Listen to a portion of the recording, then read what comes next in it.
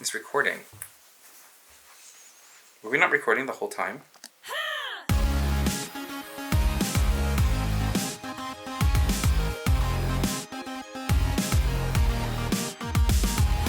Seems like every road you're on is hit a dead end. There is hope. Let me show. I've been recording this whole time. I'm sorry. Now we're recording. Oh my gosh. Well, hello everyone. We're recording. We're recording now. I've been recording for 3.5 minutes already. And I'm and so Ellie proud just of you. decided to press record on her end. I'm so proud of you. Golly. Oh, this is going to be great. Happy Easter to everyone. Happy Easters. Jesus is risen. We're happy about that. We're glad. Oh, and thankful. And there go my glasses. So I can't see. But here we are. Here we are. We did it. For those who can't see and you're just listening to the audio bite, Ellie is going through a myriad of emails From for 2 her years ago. receipt-taking moments for her part of this podcast topic today, which is... I'm supposed to talk about my breakaway story. And what led up to that, or what material I have. And before we started recording, I said, I wrote a letter. And I'm trying to find that said letter, and I can't find it for the life of me. I have other material that will still help. I don't think I actually emailed At least, it. But yeah, the other stuff you can find, it can at least give some context and timeline for your story. Yeah. So how about this? I'm going to put a pause. So let's jump right in. I can explain what and why, what's going on and whatnot. But yeah, I'm supposed to talk about my breakaway story. Yes. For refresher on my story, I had moved up north. I moved to Texas. I've been in relationships, convincing myself that I'm going to start a new life with these folks, thinking that I can just live a life without confronting conflicts within myself. And subconsciously, I was battling a fight that I needed to have with my father of just figuring out the turmoil I was having within myself. So I moved back into Southern California, and I can't remember, correct me if I'm wrong, Zach, I can't remember if I actually started talking about what it was like me living back here. Yeah, because the last time you talked about your story was about your healing journey. Oh, and it gets kerfuffled because it's not as simple. Yeah, and then I healed, and then I went away. I kind of did everything all at once. Yeah, your story is more like...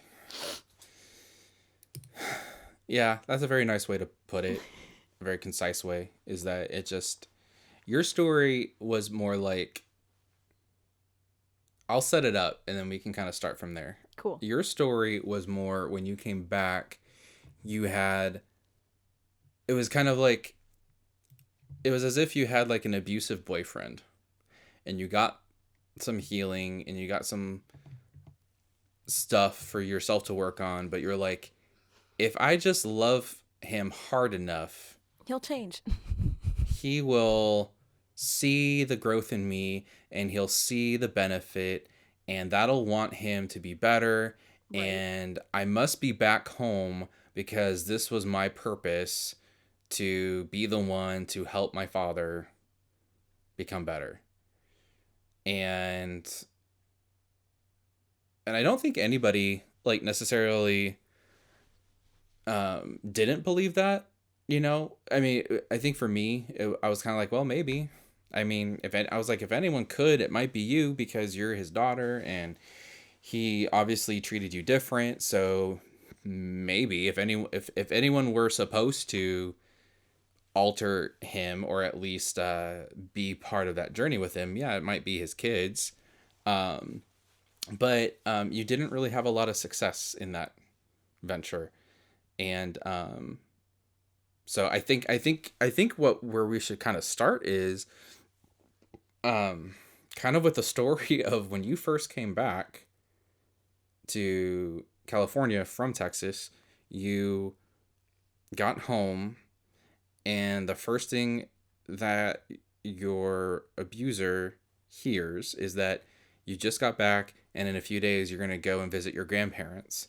And his Yeah. response to you was something along the lines of like, wow, so your mom kind of is forcing you to go, huh? Something along those lines. Those weren't his words, and I wasn't there. But he wasn't happy that you were going to go see your grandparents. Like, oh, wow, that'd be great. You haven't seen them in like 3 or 4 years. It was like, wow, that must suck to have to go and see your grandparents. Like, you don't get a choice. That must suck for you. Yeah. And you were like, well, I was like, no. I actually want to go. Like, mind So, you, I kind of, haven't seen grandparents in years. yeah, you hadn't. So, So I think if you kind of start there, of like, because your story is a little different in the sense of like, you weren't just battling him, you were also part of a very non-healthy romantic relationship that was preoccupying your time. yeah. So it wasn't like your abuser was on your top list priority of things that you were dealing with. You were having to find work, you were trying to connect with people, with old friends and colleagues, and trying to do a long distance relationship, deal with your father. You were kind of just going through a ringer of situations. So it wasn't like you came back full time, like, it's time for me to work on my relationship with my abuser. Like, there were a lot of other stuff, other things happening. But I What? think that if you kind of, we don't need to go into your relationship history. We don't necessarily need to go into your connections with friends and stuff and all the other things like with work and whatever. But I think if you just kind of talk about what your life was like being back in the house, knowing what you knew, knowing that your abuser had done what he had done, and yet you were still trying to balance some hope in this, what that journey was for you, because eventually you got to a point where you had to let that go. Yeah. So there's a beginning, there's a middle, and there's an end. And I think if you kind of talk about that, that'll give a lot of context to your story, because a lot of stuff happened in the midst of all of that. Yeah, and to be very honest with you, I'm trying to look at material while you were debriefing. I was trying to find some more material. Maybe like at the time this was my note-taking device back then, and I found other material. Just processing and whatnot, and I have a note-taking like September when I thought I said goodbye to him in August. And anyway, I'm reading my notes, and it was a note that I was writing on, like a game plan for my session and everything. So I might speak about that too. Oh my gosh. So many flashbacks, and I hope to hit a little bit of each. Not that this is going to be a 2-hour session, because I don't want that. But here we go. When I moved back, mind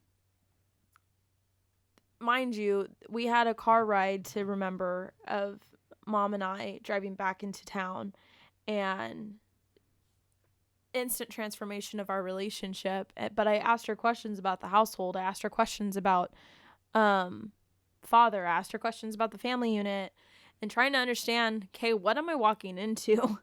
Because what I just experienced with Mom and I don't think is going to be happening when I get into town. So having those conversations, trying to understand what's going on, while I'm dealing with the brunt of, I've been running away for so long, like the prodigal son. I'm finally coming home, and I'm so distressed. I'm so disorganized. I'm a nutcase, so to speak. So when our abuser tries to get a job and start out back into just him and I, so you're being dragged into this, it kind of gave me a, this is the welcome back home from him type of thing. And honestly, probably it's within 5 days or 7 days of that jab, I was already in a counseling session with Mm-hmm. my childhood counselor, the marriage counselor of theirs. And my mom and I sat down and we just said, this is what's happened. Like, instantaneous heal of our relationship, but that also means Ellie knows. Mm-hmm. And I'm like not sure what I know, but I now have the veil or the mask is now revealed. I'm not blindfolded Mm-hmm. anymore, but I don't know entirely what I'm dealing with. And she recommended a book. I've yet to finish it because at that time period of my life, I wasn't much of a reader, but it was talking about how do you deal with dysfunctional people. And Mm-hmm. that was when I was first introduced to the idea of what a narcissist is. And it kind of was surreal to experience that my own counselor, the counselor for their marriage, the counselor one-on-one for him and her, is telling me he's a narcissist, essentially. Mm-hmm. So what do I do with that? Can I think back to different stories, timelines, explanations to really pin down of, oh, so what I thought was normal, quote unquote, was actually abuse. Mm-hmm. Wait, so it kind of threw me for a spin.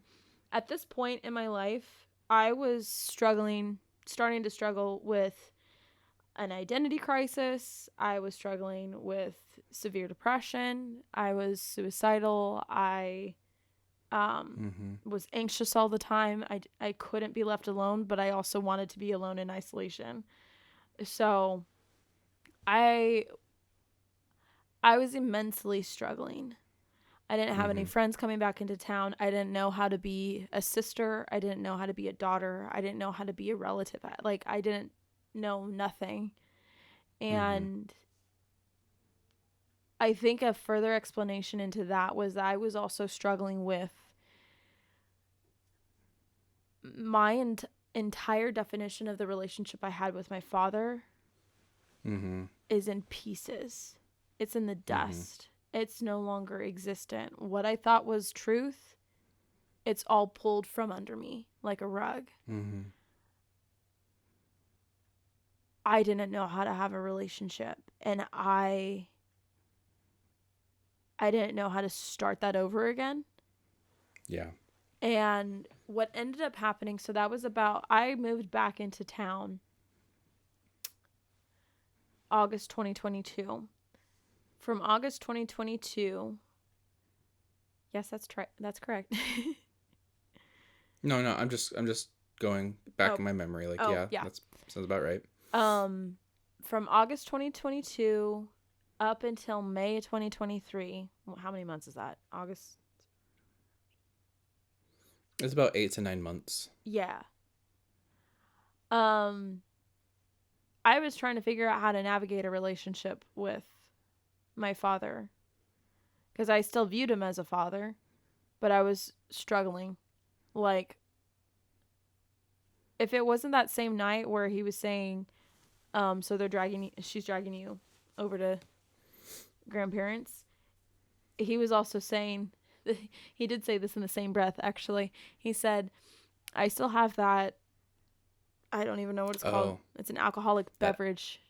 yeah. Huge old thing. I bought it, I believe, when I visited this hometown before I moved to Texas. But he says, I still have it. I'm like, you still have it? Like, it's Mm-hmm. been a year since at least.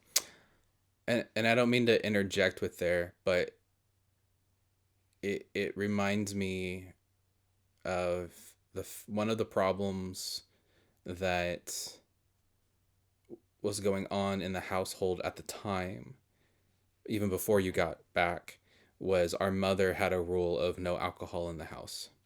She did. Because we weren't really a family that drank wine, that participated in alcohol. That kind of started happening a little bit later, but just kind of more for like special occasions, and it wasn't even like hardcore beer or anything like that. It was like more like dessert Mm-hmm. stuff, like liquor and dessert liqueurs and stuff. But your abuser and our brother would go out in the backyard or in the garage and drink, um, disregarding our mother's request, because alcohol um, made our brother different, it made our abuser different, and they would just go and do it anyway. And so the fact that there was a rule of no alcohol in the house, but he still saved an alcoholic remnant that you left behind. Over a year ago. More than that, yeah.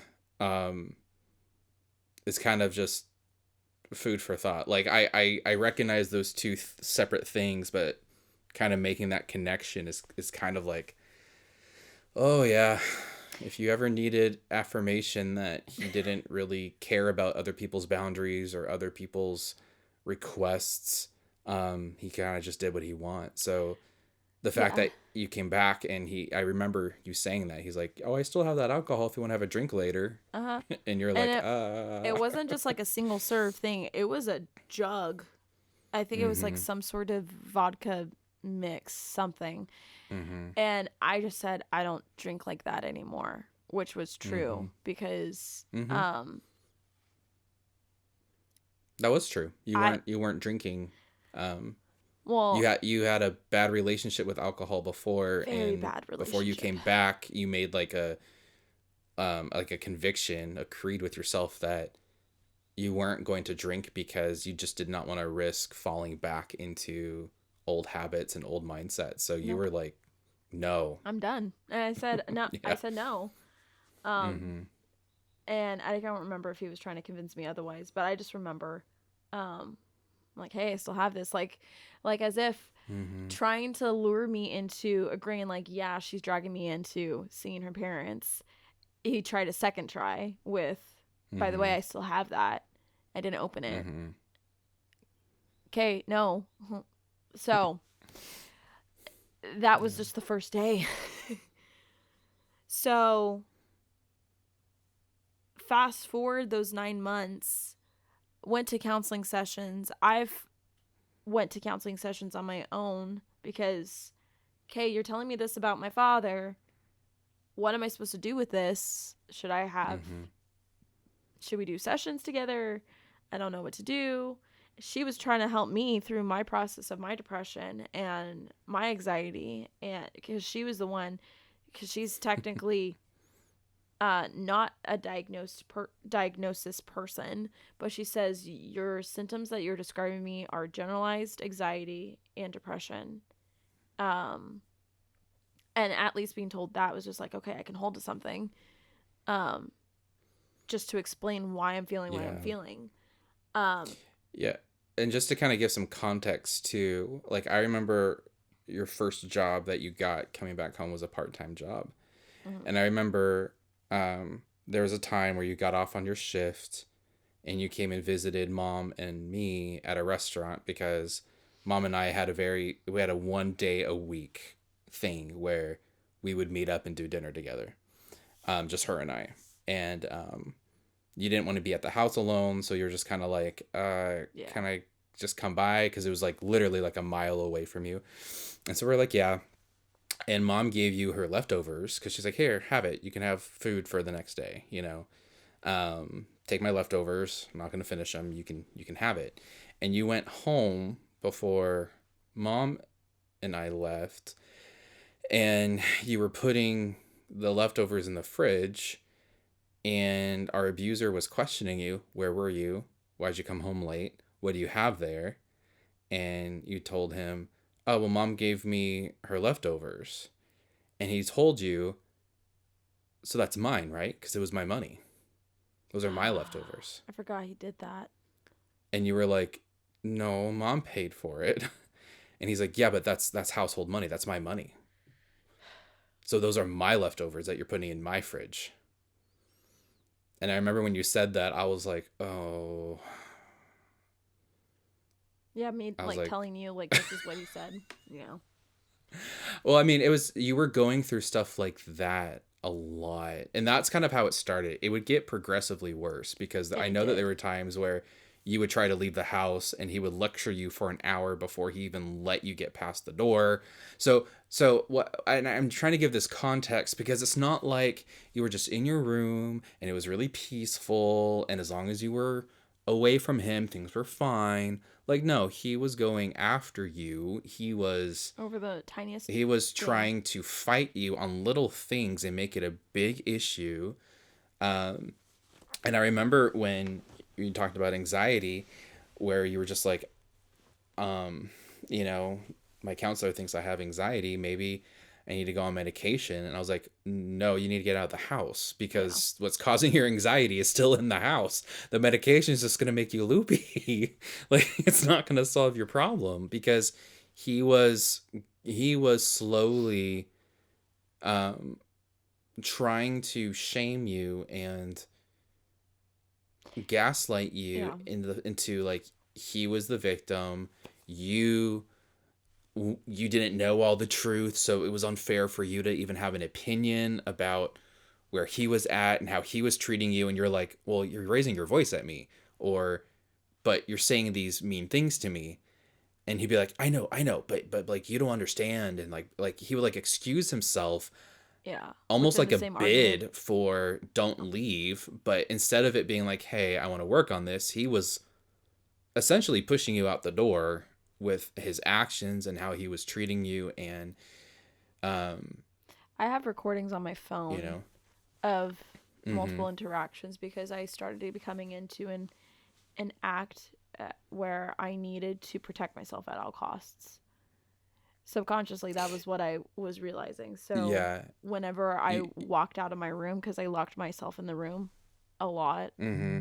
um, but I would leave my room. Um, I hardly ate, but whenever I did go to the kitchen, try to grab something and go back in my room. This was also a time. This is what also was really messed up. Our abuser had a remote job, so he was at the house 24/7, Mm-hmm. Mm-hmm. working in the living room. He used my room as his office. He also used my room as like a shrine almost, where So, so for, yeah, keep that thought. So for context, at least referring to the room that she grew up in, yeah, when she came back, she was actually in my bedroom because it yes, was furnished and it had a bed and everything. But he converted her childhood bedroom into, in a weird way, his office space, even though he worked in the living room most of the time. yeah, it was But weird. But somehow he, he yes, made the that was, excuse that he got the best internet in my bedroom, which was false because the router was in the living room. And my bedroom is the furthest yes. away from the router. So the internet was poor. Anyway, sorry.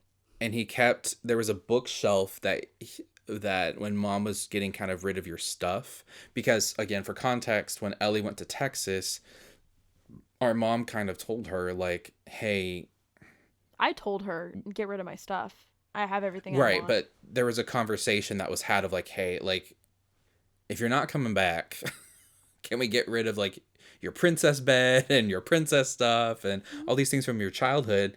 And you pretty much, aside from some like clothes and some awards and some stuff, you're just like, yeah, mom, like I'll kind of put everything that I want like in a bag, but everything else, you have free reign to get rid of or sell or donate or whatever. And he would not let go of like this kind of like over here, like this bookshelf of like your childhood. Like he would not Mm-hmm. let anyone touch it. He wouldn't let mom get rid of anything. It was like no, it was like very possessive. Like I need to hold on to this kind of thing. So And it again, wasn't context, just like a book. It was a childhood book. It was a Disney stuffed necklace. animals. It was a stuffed animal. Yeah. It was the whole death. The whole thing was dedicated to me. Right. And so again, so for context, the way that our house was laid out, you had the living room here, and then there was a hallway, and the hallway had four bedrooms. And Ellie's room was in the back corner where our abuser set up shop. Even though he worked out here, he took possession of the front end of the house, the back end of the house, and Ellie was right in the middle because that was my bedroom and that's where she was at. So she couldn't retreat to another bedroom if she wanted space, and she couldn't go into the living room without having to meet him. And the way that the house was open space before. Open space houses are a thing now where there's like no walls for anything. So like when you exit out of the hallway, it's immediately dining room, living room, kitchen.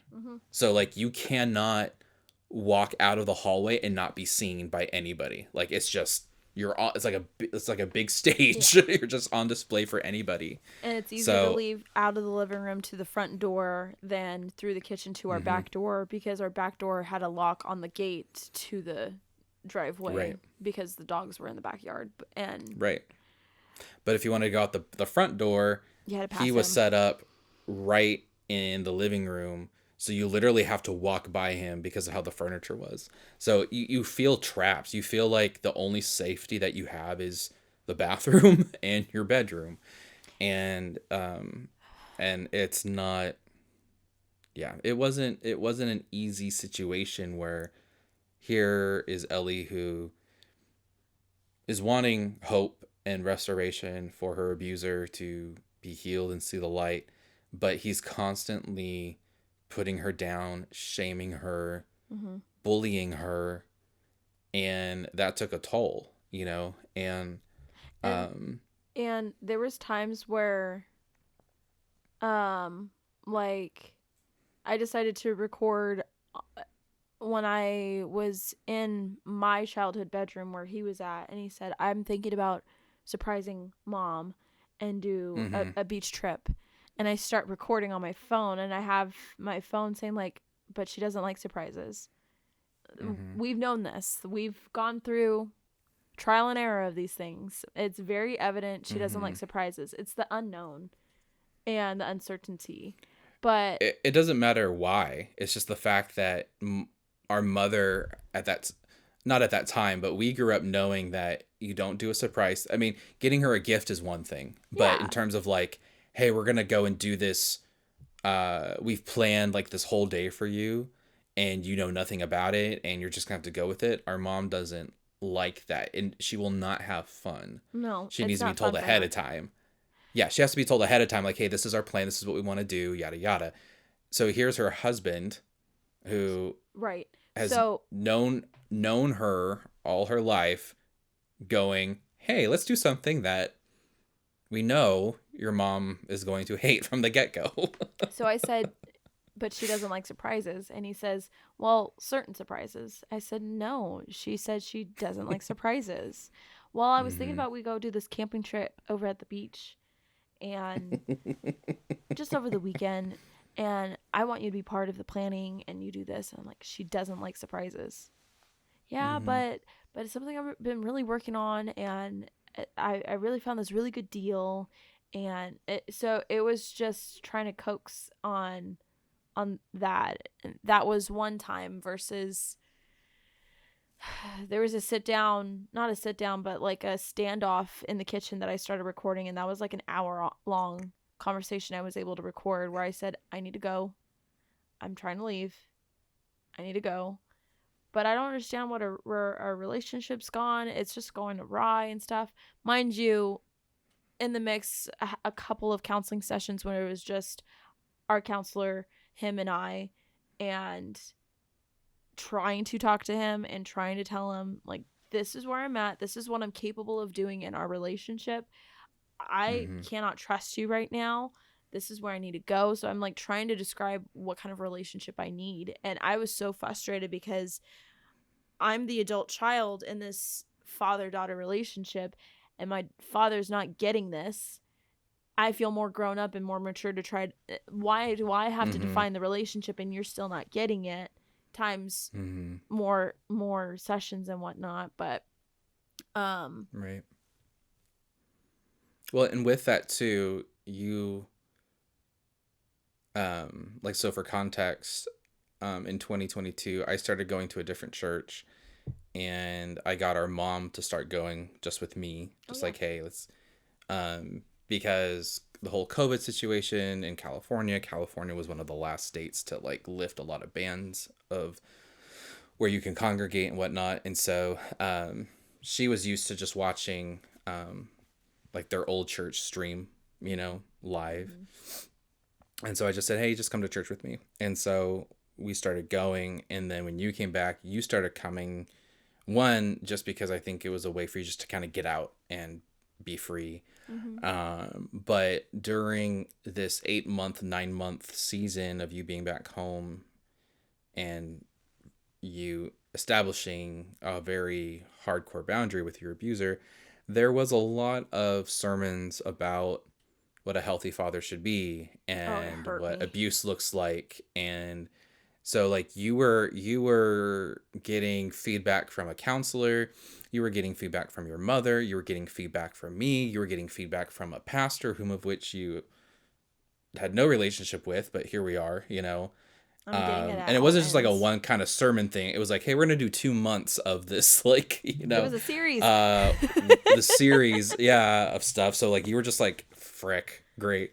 So like you were just getting a lot of feedback, a lot of suggestions, and I mean, I remember a lot of stuff. Like I'll go back to a memory where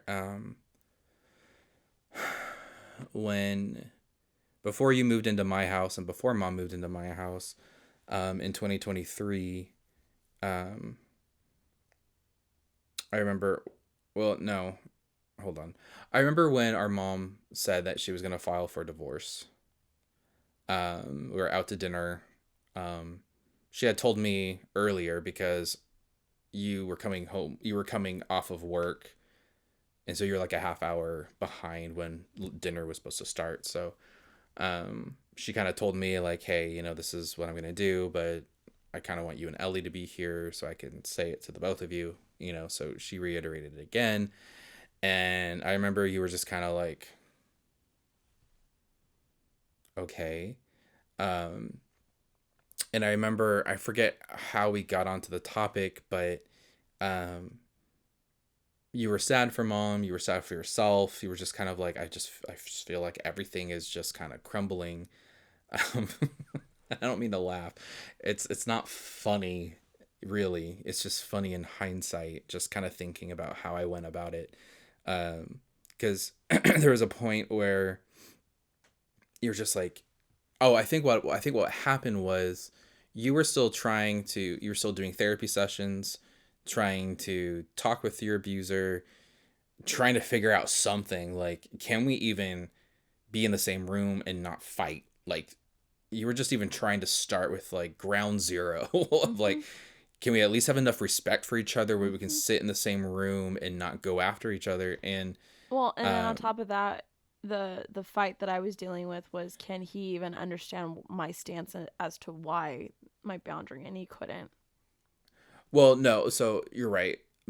That was a little bit more later, but what I'm talking about in that specific situation, you were just kind of word vomiting out because you're just like, I'm trying to talk with this man and get him to have a relationship, and now my mother is divorcing him. So what hope do I have? Yeah, I got it. Yeah. So you're just like, what hope do I have?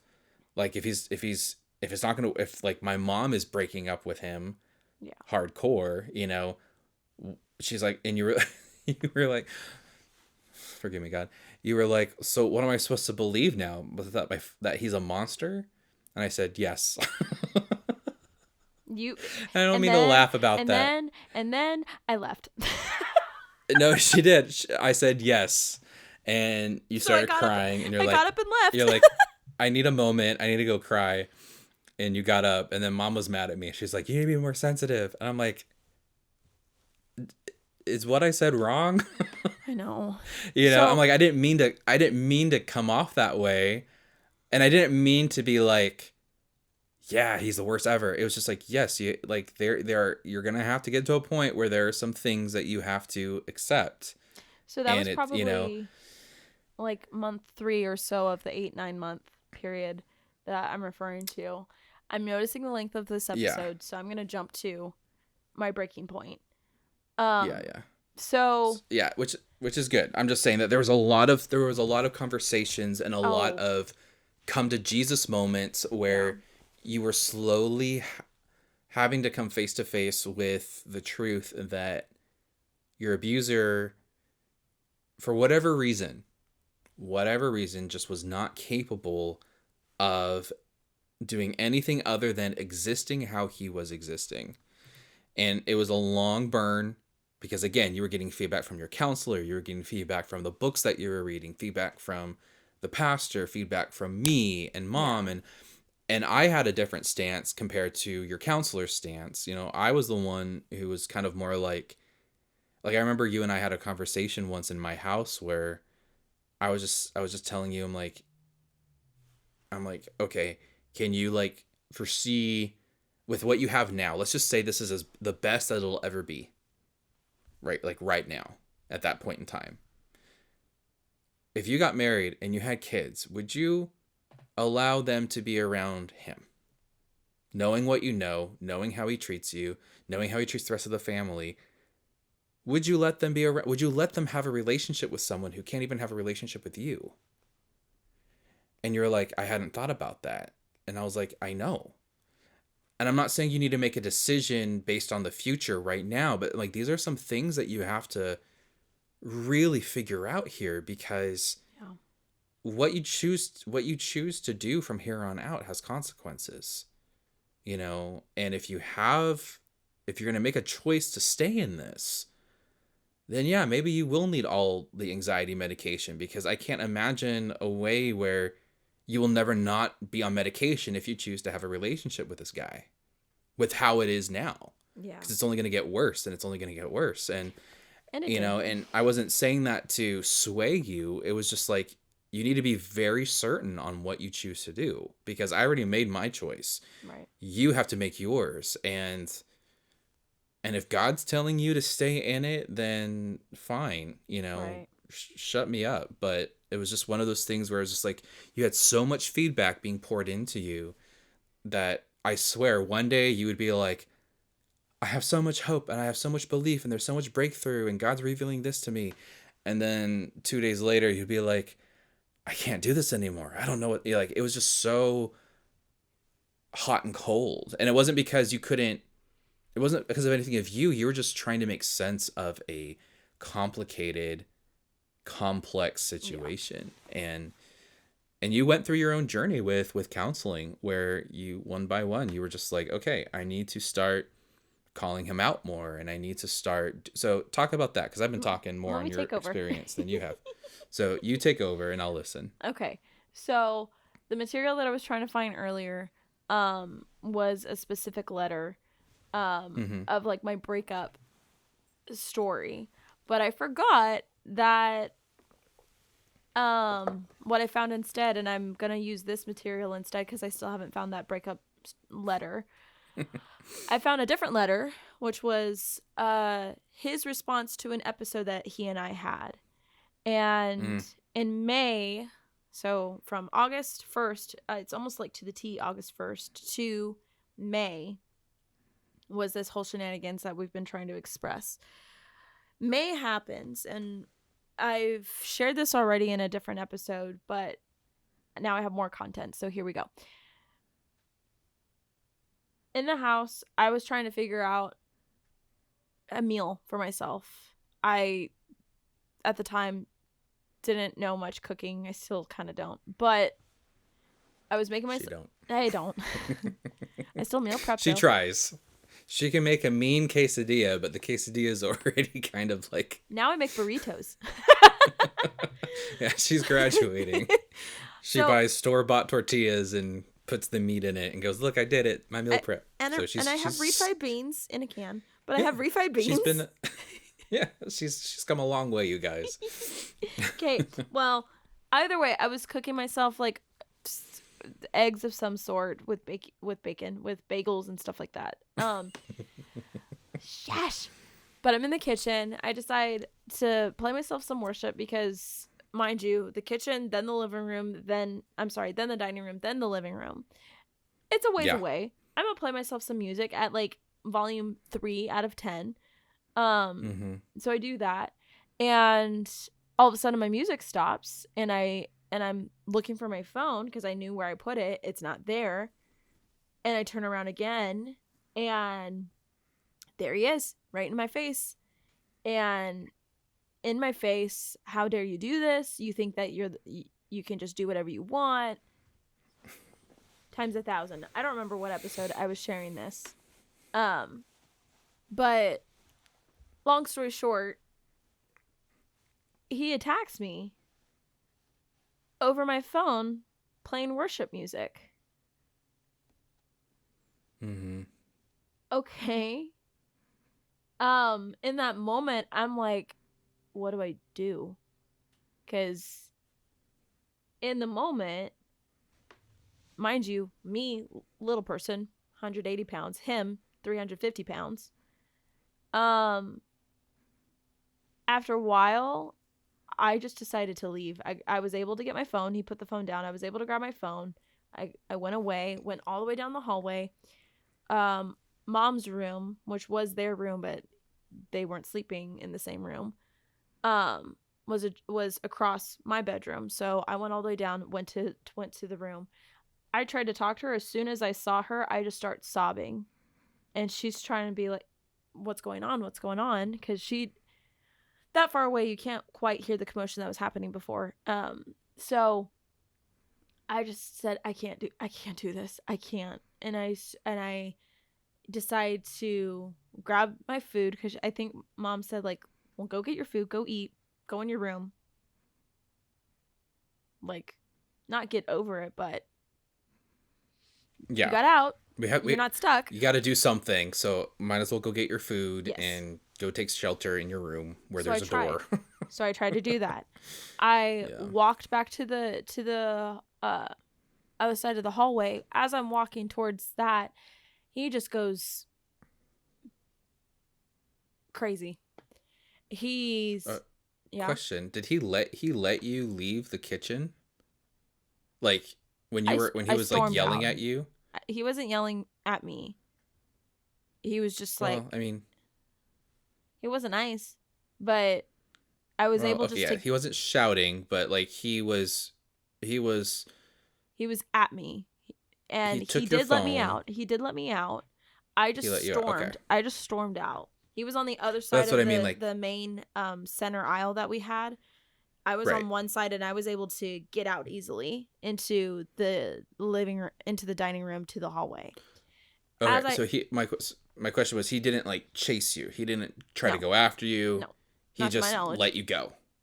Not to my knowledge. Well, I don't. You would hear him walk down the hallway.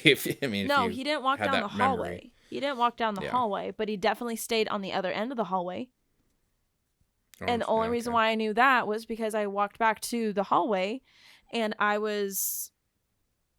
he just starts getting angry and just saying, I don't even understand. I don't even have a say anymore in this household. I don't know what's going on with our relationship. I don't understand what's going on anymore. He just explodes.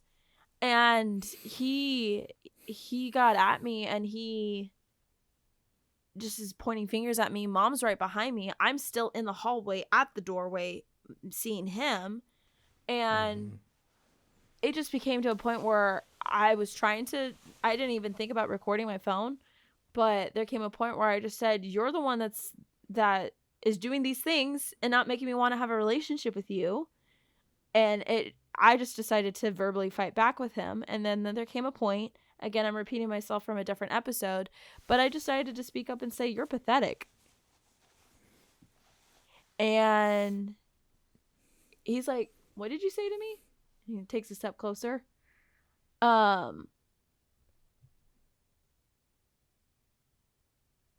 said, you're pathetic. Say it to me again. Say it to me again. I said, you're pathetic. And then right after I said that, I'm like, oh, I should be recording this. Because in my head, it was like, if something happens, I should record this. I should record this. But also, I don't know what's going to happen. I'm probably going to black out. That was the reason why I was recording some things, was because I black out in fight or flight mode. And he got even more upset. And then Mom came in to the argument and is trying to uh, he's in front of my face. I decide to step away. Mom decides to step up to him. So now it's an L shaped of our bodies. And then, sorry, our brother decides to come out. I'm going to make a note for myself that I need to. Just for context, before we started recording, she was like, "Oh, you said our brother's name and our counselor's name, so we probably should bleep that out." And we were having a conversation of how we should do that before we pressed record. Don't say And so- this. And so Ellie now just fumbled that, and she just said his name. I did. Our brother, Bartholomew. Bartholomew. Anyway, he comes out and he gets into the picture because then what happens in order for him to get in the picture was that he became so aggro, he started punching the chair, the table, and he's getting so irate, he's physically getting it out. And the younger brother gets into the picture. I decide to step away further. I'm now going into the kitchen of sort. And I'm just sobbing my eyes out. And what he pushes our abuser away further into the living room. And he decides to try to talk to me to calm me down. I think that's what his intention was. And he's like, you need to calm down. I said, no, I don't. No, I don't need to calm down. He's like, well, who's the one crying here? I'm like, who's the one that is making me cry? Like, why are you saying that to me? And I just ended up, you know what? I'm getting out of here. And I run out of the kitchen into the backyard and I scream bloody murder. I am over it. I'm surprised police weren't called, to be honest with you. I then yelled, "This is why I want to kill myself." And I'm crying and sobbing and I can't. I'm hyperventilating. I'm having a panic attack. I cannot control myself. I'm having a meltdown. Like, one of the things that I did was, like, I used to pinch inside of my the whatever this is, the thumb to the finger section, the tender spot. I would pinch that just so I can feel something to kind of not disassociate, bring me back to reality. But this episode I was having, I was so out of it. I was grabbing my shirt, I was biting it, but then I ended up tearing it because of how much I was just trying to come back to reality and calming down. I finally did. Mind you, I didn't realize this at the time, but our younger brother was protecting me still. When our abuser was trying to, I learned after the fact, he was actually chasing me out to the backyard. And our younger brother, God, it makes me cry every time. Our younger brother was blocking him. And, like, literally, our abuser was big, but it was overweight. Younger brother was big because he had muscles and he was athletic as all get out. Probably is more so now, but he was physically able to hold him back and block him from the door. I don't remember how the calm down happened, but that's what happened for me to, this is nuts. I need to get out. I don't know where to go, but I need to get out. And so Mom, I think, yeah, the calm down was Mom came out. Yes. To try to console you, and she just told you, just go for a drive, get out. And she said she's like, go see if you can just stay with Zach for a night, just to not feel like you have to come back, to this. And what a turn of events that we're recording this on Easter, because that happened on Easter service. 2023. Yep, because I get a call from you as I'm about to go on stage to play, and I decline it, and I was like, I'm like 2 minutes to go on stage. What's up? And you were just like, can I come and spend the night? And I said, yes, but I won't be, you don't have a key to my house, so I won't be back until later, until this time. Is that okay? And you're like, yeah, I'll just go and drive around or something until Did that you? time. I didn't tell you what happened, but did you get a No, feel no, of but why I was I asking? knew that if you were needing to escape and you're needing to spend the night, it wasn't, let me just put it this way. Your and I relationship wasn't healed yet. No, it wasn't. So I knew that it wasn't because you loved me that you wanted to spend the night at my house and watch Disney movies and pig out on food. Like, it No. wasn't like, oh, my sister just wants to see if she can come over for a nice, happy, super fun time. It was, oh, I know something had to have happened if my sister is needing to escape, Yeah. and Or have a place for me to to stay. even ask to sleep over. Yeah, because at the time you were still anxiety ridden and depressed, and you still weren't looking for an option to get out of the house. No. You So were still there. And so I just knew that when you were like, can I just spend the night? I knew something had to have happened. I didn't know if it was like a fight with just you and mom, or you and the abuser, or just something, or if it was just one of those things where like the abuser was like going on a tirade and it wasn't you specific, but you're just like, I can't deal with this right now. I just knew something happened yeah. where you had to escape. And then the only thing I knew was mom texted me going, hey, Ellie should be reaching out soon because something happened, and she'll probably talk to you about it. And I was like, okay, well, I'll know more later. Yeah. But and I would say subconsciously that moment was when you put up a final straw for a relationship. I think consciously, ever since you moved into my house and you were still seeing the counselor and you're still doing group sessions, you weren't doing it for like a long time after that. I would say it maybe like 3 months maximum. It wasn't like you did like another year of counseling, right?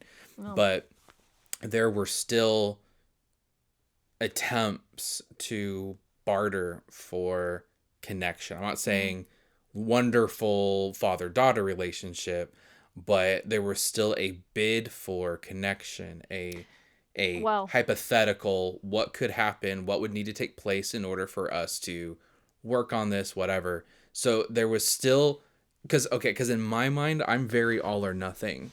So in my head, when I make when something extreme happens, I'm like, no, I'm done.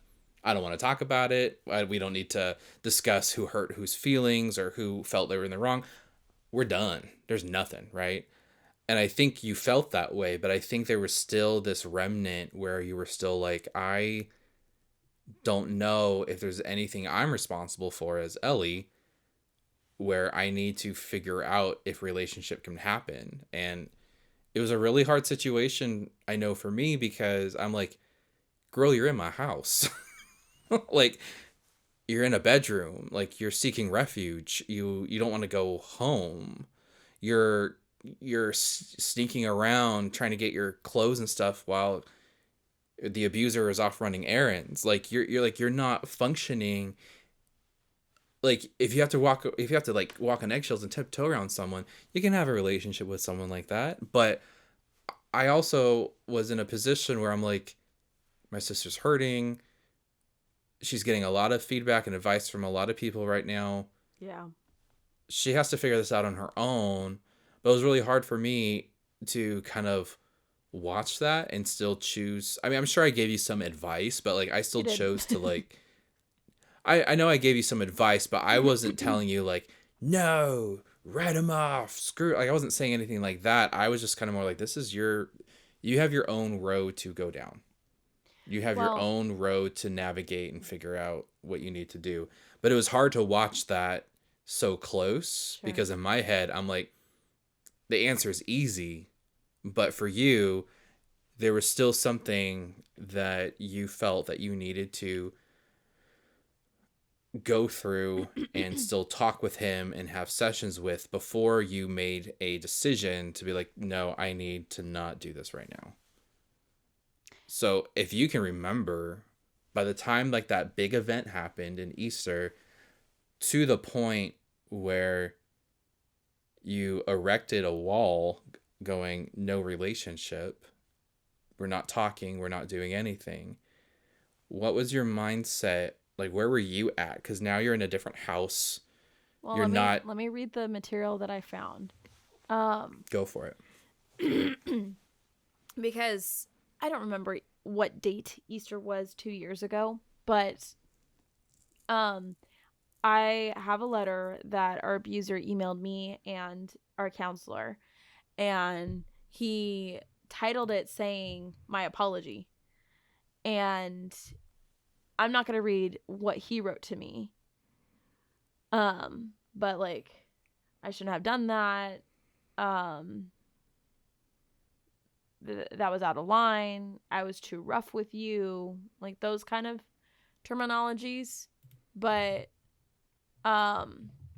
it took me about April 29th, and I responded May 10th. And so let me read what I wrote back.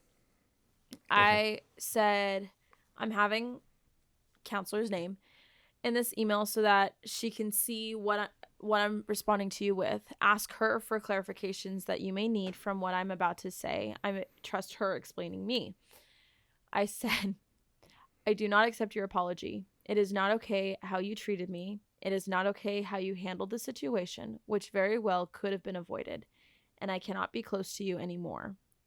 Your decisions from this past episode and other outbursts that you have had towards me, towards mom, towards my brother, all have shown me I cannot trust you. The fact that we had a great session 6 days before this, and we went out to lunch the previous day. However, this very day, you treated me like your enemy. You threw any hard work that I put towards our father-daughter relationship out the door. And who cares what work you've done? You threw me out the door, out of the picture. Because I believe he also was explaining, I've done all this hard work in that letter. I further said, I wasn't being treated like it was a father-daughter conflict. I was being treated, I caused you harm and you wanted to put me, quote unquote, in my place. You made sure to attack me in such a meticulously planned out way, all because my music volume was too loud. That's insane. Over music. How dare you throw away our relationship when it was needed most? I didn't do that. You did. I need my distance from you. I do not know for how long, but I cannot risk my peace because of how much you have repeatedly disappointed me. And I'm not going to put myself in a position where you can do that again. I'm healing my trauma because of you. I'm attaching a recording to this email. I need you to watch and listen to it. This is who you are. This is the monster I have experienced all my life. This is why I cannot and will not trust you. I need you to see how you behave, and I need you to see my reaction. No human being deserves to be treated like how you treat those who are closest to you. You have crushed your daughter's heart and spirit.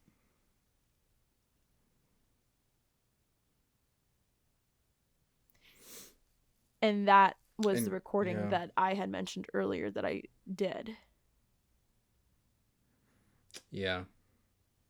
I mean, mind you, I didn't read this full material before starting this recording, but I'm sad to say that this is still true to this day. 2 years. What is still true? It just this entire thing. You've disappointed me. If he was in this room, you've disappointed me.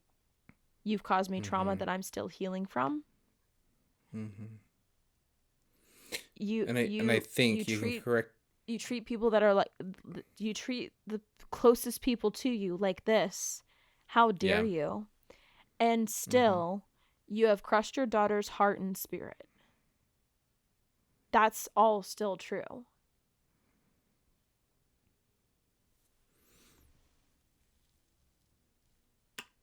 Yeah. And correct me if I'm wrong. I think you had one more session after sending that email. I believe so. I know there was a session I know there was a session where I wanted to see him and read him my last goodbye. I Mm-hmm. don't remember, and this is what I was looking for. I don't remember when exactly, but I want to believe I did email that said last goodbye. This is what I remember. I'm gonna And look granted, for I it. wasn't there, so like I'm only going off of what I recall. Okay. So that situation, you moved into my house essentially Easter of 2023. Mm-hmm. You sent that letter, that email, let's just say 2 weeks after. Okay. By the time that you had the last session that I'm referring to, Mm-hmm. mom had already moved in into my house because that Yes. last session was her, you, him, and the counselor all remotely in like a 2 hour ish long thing. So enough time had passed where he wasn't talking to you. He wasn't texting. I think he tried to text you once or something, but like he didn't. There was essentially no contact aside from if you gave the counselor permission to do a session. Because I think what happened was, even though you had this boundary, your counselor was saying he wants to talk about this. Are you willing?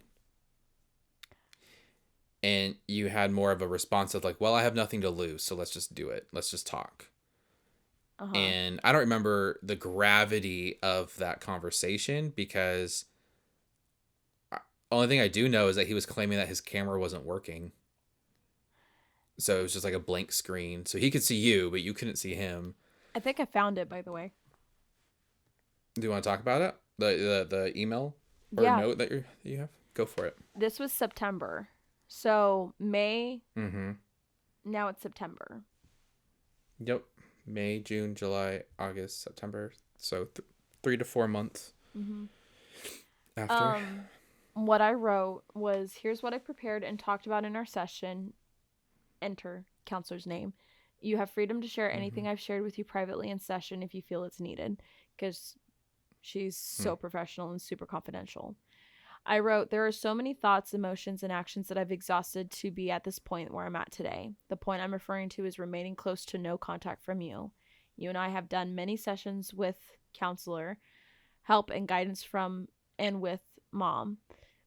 You've made comments to me about these practices, but what I am struggling with is this. I've allowed God to move through and heal and transform me. I've gone through many pain with myself to others, and I recognize I've been toxic and unhealthy, and I'm able to admit this. What about you? I've seen the change in how you operate at surface level, but there's still a way you operate since day one I've known you, and that's why I've remained distant. You need to understand the possibility of that healing and that freedom. What's happened with mom and I is a great example of this.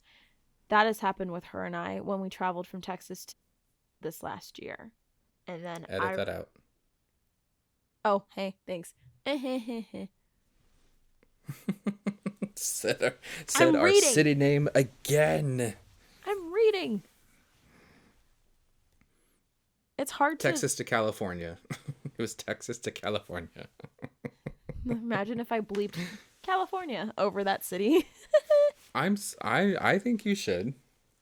Or get Siri to do it. Okay, let me finish what I wrote in this email. I also wrote notes that I've said during our session.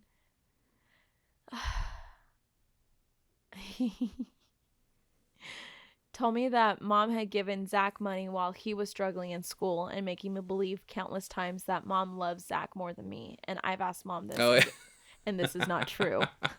That was one of my favorite things ever, but continue. But I wrote the note. I've asked mom about this, and this is not true. He called me while I was at Northern California to talk to me about issues with the marriage with mom, complaining about her lack of commitment in counseling and leaving sessions, making me believe that she's not fighting for marriage. I'm not your friend. You should have protected your wife and not confided in me about your problems with my mom. I also wrote, you have transferred your mental diseases onto me and our younger brother to deal with.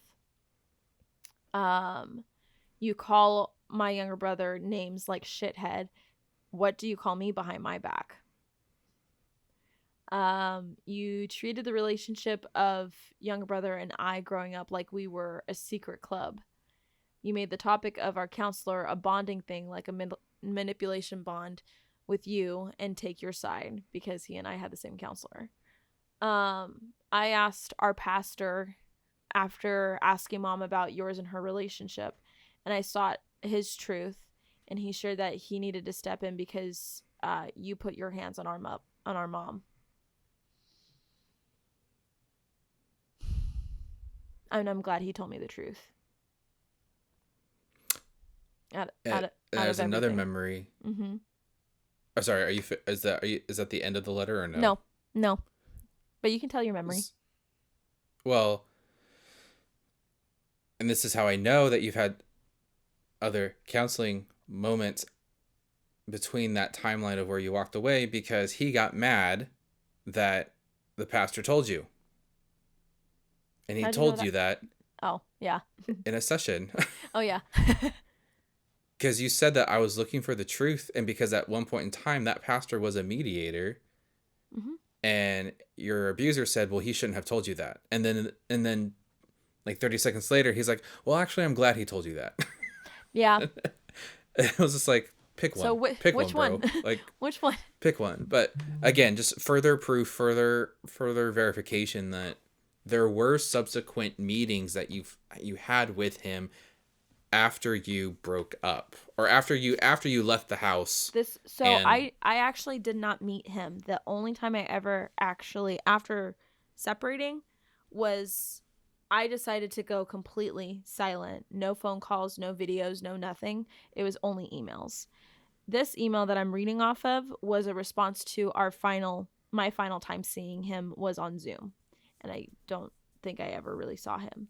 But hold on, let me finish. No, but all I'm saying is, before, you're essentially reiterating everything you've ever told him. Yes. In a letter. Yes. So all I'm saying is that before this letter, he got mad and shamed you in a Zoom session, saying that the pastor never should have told you the truth. Right. Yeah.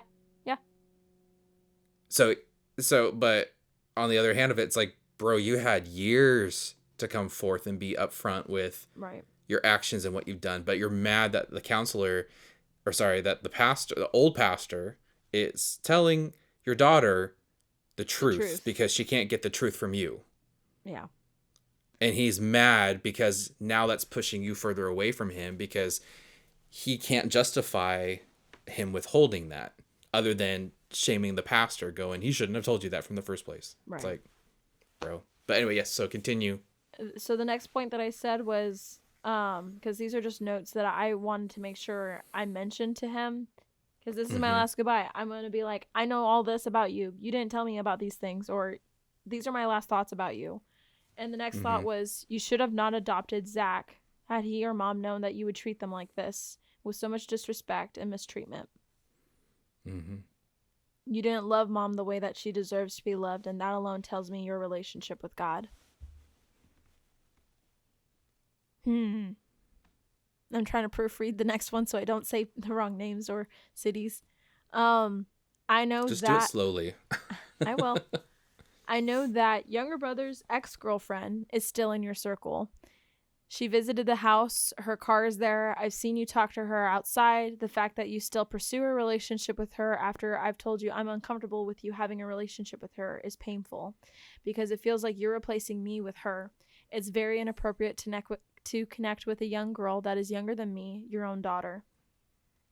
And by the way, he still connects with her to this day, because I saw her at the house this last week. And just for some context to that, before the blow up, before Ellie moved into my house, our brother's ex-girlfriend, was a girlfriend at the time, would come over and talk about her tragic life situation at her home. And our abuser would provide, I would say, fake empathy of like, oh my gosh, I can't imagine your parents would do that to you. Like, how could they not love you and how could they not care about you and do stuff like that to you while he was verbally and emotionally abusing Ellie in the household. And Ellie was right there in the same room, or at least in the same vicinity, whether she was making dinner or whether she was, doing whatever. But she would overhear her father, He'd be like, that's who so is unfair. going after Ellie, who is telling her that, whatever, you're not grateful, you don't know the whole story, you don't know anything. And he would just bully her and just rob her of any accountability on him, right? He would just essentially blame Ellie for his situation. And he would treat her unkindly, and he would grab closer to our brother and kind of make Ellie the enemy. And then in the same breath, treat this girl who he is not related to, has no connection to other than it's his son's girlfriend. And the same things that our abuser was doing to Ellie, he would tell the ex-girlfriend of our brother, oh my gosh, your parents do the exact same thing that I do my daughter? That's awful. No. So Ellie's just watching this imbalance here, this inconsistency of this man who is supposed to love her and who's supposed to be her father and care for her and try to work on a relationship together, to which you guys were trying to go out and have breakfast and lunch or coffee, whatever it was. Like, you guys were trying to do stuff despite the fact that there was tension. But the same thing that the ex-girlfriend's parents were doing to her, our abuser was doing to Ellie. And our abuser gave her, the ex-girlfriend, compassion. I say fake compassion. Because that should have been something where he would go, if he had a true repentant heart, he would have been like, oh crap, I do the exact same thing. What an eye-opener. I should fix this. Gross. Yeah. Yeah. But instead, he would just treat Ellie like crap. And Ellie would tell our abuser, her being in the house does not make me comfortable. This is a weird situation anyway. You need to essentially choose me or her. And then not an ultimatum, but it was just like, you're investing more into this relationship with this girl than you are to me. So you kind of need to make not a choice here, but it's like, I'm telling you this so you can see that this is what you're doing.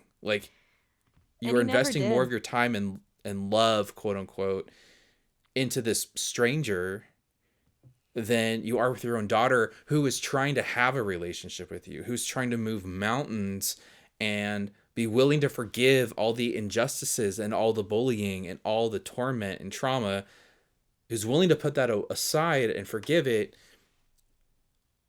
in the pursuit of trying to have a relationship. And he's pretty much going, no, I'm going to treat you the way that I'm treating you. And that's okay for me to do that. But it's not okay for this girl, of which I don't know very well, to be experiencing the same abuse that I'm giving to you. Yeah. It's just make it make sense. Yeah. It makes you go mad. It makes you go so mad in the head, because it's like, what are you supposed to take away from that? The only thing just because my brain's wanting to finish this email, there's only 2 more things. Sorry. It's okay. Go for it. My bad. The other things that I said to him were, how you've operated is not godly, and how you how you have operated is not godly. You don't treat your family in a godly way. Me thinking that it was ever important to him.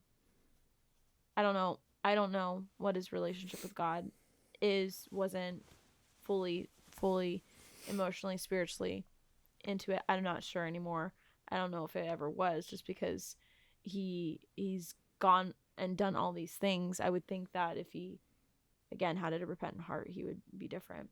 But then the last comment that I said, or I had asked, was trying to ask a question that this is the one question that Mom will not answer. There's a reason why the church that we had, where he and Mom co-pastored, shut down.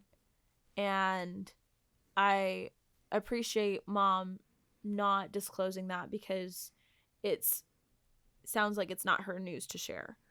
And I asked that question and he wasn't able to answer. He just beated around the bush and whatnot.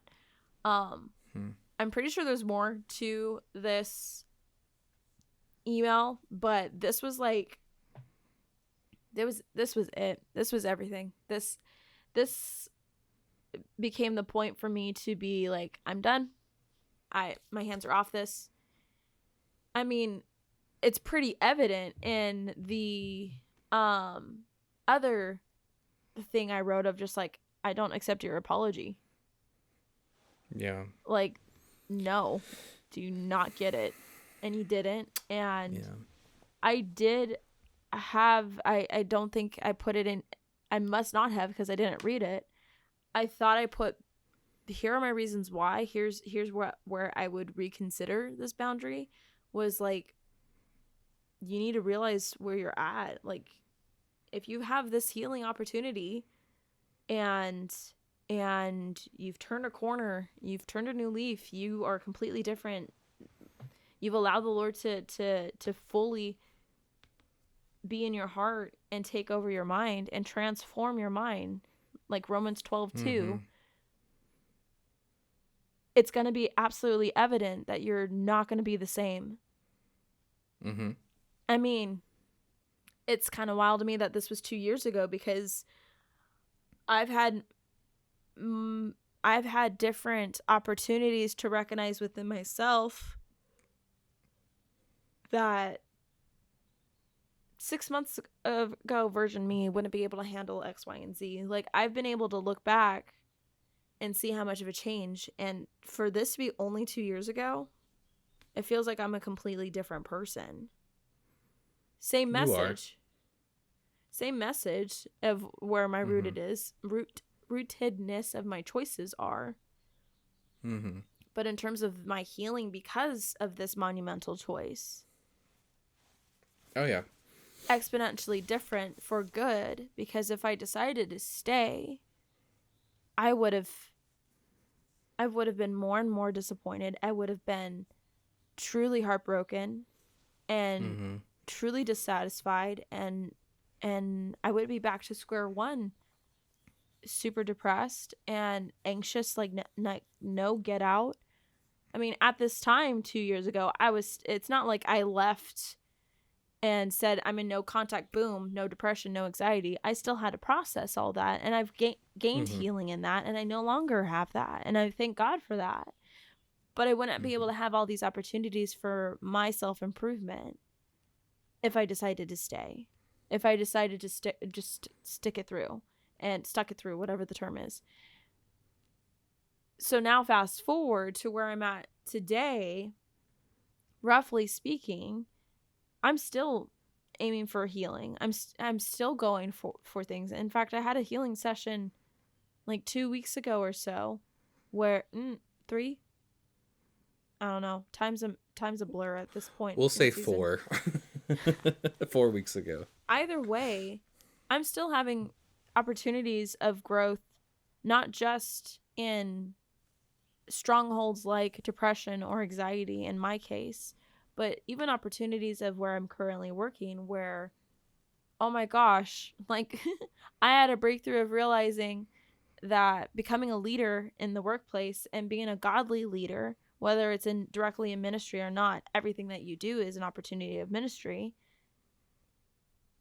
The only way that you can be a God-honoring leader is to fully submit and surrender everything that's in front of you, everything that you have in your will. The moment that you believe, the moment that I believe that I'm able to do this in my own strength, and I got this, I got all of these things on my own, I can continue doing the next thing. That's the moment that God's going to decide to show up and say, you thought wrong, because you can't continue growing in the Lord's kingdom thinking that you did this all on your own. The moment that pride comes in is also the moment you let go of fully submitting into the Lord. And so that just broke me, because again, Romans 12:2, I just remember that from memory, because there was this moment where I read in a book that I'm reading where it referred to Romans 12:2 of simply saying, fully submerge not just yourself, but your whole spirit into the Lord, for not only to be transformed, but for your, say that again. I'm going too fast. Not only for you to experience the good from God, but for the opportunity for your mind to be transformed. And for me, that broke me down, because what it brought me to realize was that I'm still dealing with the shortcomings of my father, being a godly father and husband, and I'm needing to deal with the leftovers and the pieces. And I'm thankful that I serve a God who's able to put all those pieces together, because I certainly can't do it on my own. But it also brought light into me realizing that I don't know what it is like to walk into a path that's been modeled to me of what it's like to actually surrender to the Lord and fully let God take over. Because part of being a leader is also recognizing that, or not even a leader, just part of being a person honoring the Lord and walking into what he has in front of you is recognizing in myself, I'm broken, and I need to humble myself and allow God to take over. Right. I've never seen that modeled by our father, by my abuser. Right. I've never seen him, you know what, I can't do this. I'm going to go ahead and let it. God, I need your help. God, here's what I have. Here's my plans, my wishes. Here's my broken pieces. This is what I have. This is all I have. Can you take it? Because I can't do this in my own strength. And I need your help. And fully surrendering and letting him and just show up and see what God happens. Like, that whole idea right there, never seen it from him. Yeah. So I need to pave that way and see it for myself. And in a way, I'm glad to be able to experience it on my own, because I'm not aiming for a specific image. But what a world, what a turnout to come to this end of saying, no, I'm not going to continue a relationship with you. This is unacceptable. To come to the other end of, yeah, these are the shortcomings of my father, of my abuser. Okay, instead of it being more of a, not sensitive, but instead of it being more of a tearjerker for me, it's become this is a circumstance I've lived with, but there's a hole in my heart of where my father should fulfill, but it's not, and that's okay. But what I need to do is make sure it's not everyone else's responsibility to fulfill that, or any other thing. Yeah. Other than God. Because God is my everything and will continue to be. But that just means that I'm walking with a spiritual limp, so to speak, where I just need to continue leaning into the Lord, because I tried to fulfill that emptiness where my earthly father should fulfill. It didn't work. I've ended up being miserable. But I'm thankful of where I'm at today, because all it took was for me to say no more. And here we are. Yeah, here we are. No more. No more. Well, is there anything else you want to add or say before we say goodbye to the few viewers that we have? No, I mean,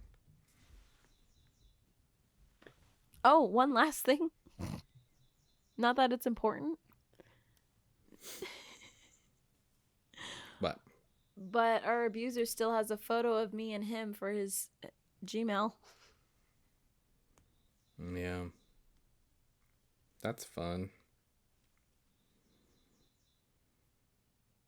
I was gonna say that's one of the weird things about the whole situation was he would write you emails that were really weird. I don't think I remember what you're talking about.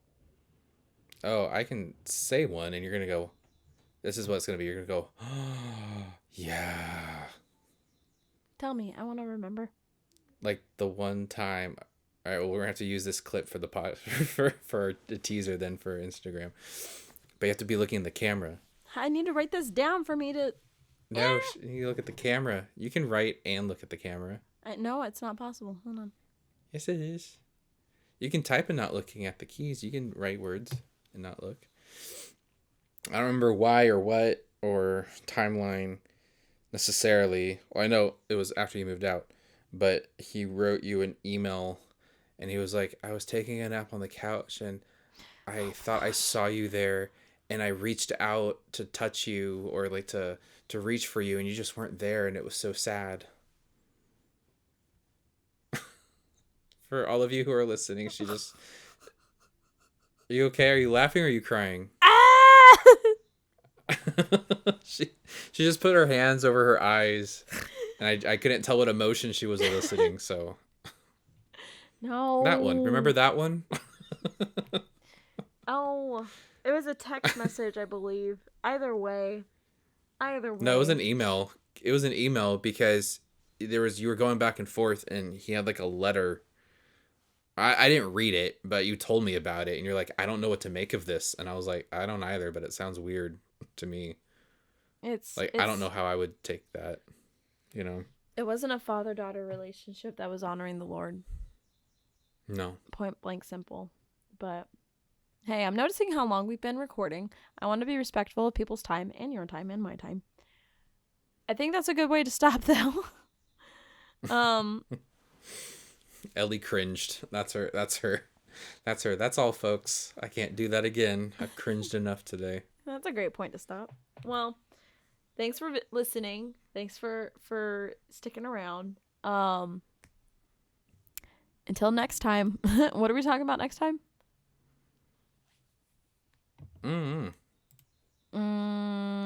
Something. Okay. But we'll let you know. Follow us on Instagram. We'll let you know. Alrighty. So, Bye, you guys. Happy Easters. Happy Easter.